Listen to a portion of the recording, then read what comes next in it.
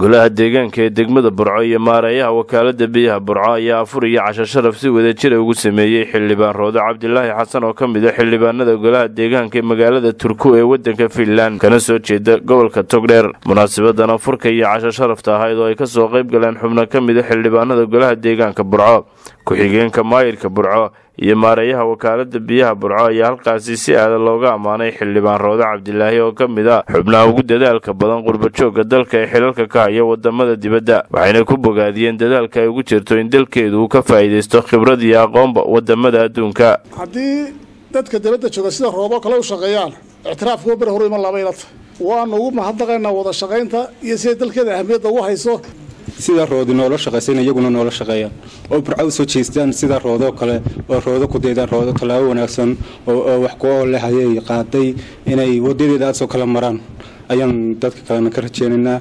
Roodana aad iyo aad baan uga amaananaa. waan ku mahadnaqaynaa sida gobolkaagii ula dadaashay iyo degmadaadaba axsanahay imaatikaagan aad wadanka ku timi waxaanu leenahay Roodo ku dayashay mudan tahay aad iyo aad baan kuugu hambalyeeynaa.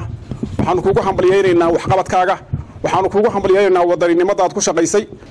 aad iyo aad baan ku soo dhaweynaynaa, aad baan ugu faraxsanahay inaad caawana runtii nala joogto Burco. midda labaadna waxaanu kaaga mahad celinaynaa adiga iyo waftigaagaba soo dhaweyntii qiimaha lahayd ee reer Finland gaar ahaan gobolkii aad ka soo jeeday xildhibaanka aad ka ahayd ee Turkuuna looga sameeyay xilligaaniga iyo maareeyaha wakaaladu aan tagnay. xildhibaan Roodo ayaa ka mahad celisay martiqaadkan iyo soo dhaweynta diiran ee gobolkeedii iyo dalkeedii loogu sameeyay. aad iyo aad baad dhammaantiin u wada mahadsantihiin. waqti walba waxaan diyaar u ahay inaan ka soo baxo xilkayga oo ah waa waajibaadkay saaran inaan wax wadanka u qabto.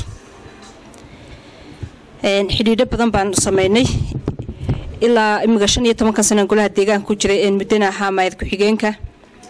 ma aha Finland kaliya xitaa wadamo badan oo Norway ay kamid tahay, Jarmalku kamid yahay ayaan la diray sibinaaro taasoonan xitaa xilkii kaliya Finland ay dirtaan ku koobnayni anoo iibinay magaca Somaliland iyo wanaaga Somaliland iyo horumarka Somaliland ay hiigsanayso ayaan kaga sheekeeyeen waqti walba kaga hadlayay. xildhibaan Roodo waxay si gaar ah u amaantay wasiirka wasaaradda madaxtooyada Somaliland Xirsi Cali Xaaji Xasan oo ay ku sheegtay mas'uulka ugu dadaalka badan xukuumadda madaxweyne Siilaanyo la'aantiisna aanay wax badan oo ay ama u qabsoomay aanay u qabsoomay. markastaan imaado waxay gacan qabta wasiirka madaxtooyada Xirsi.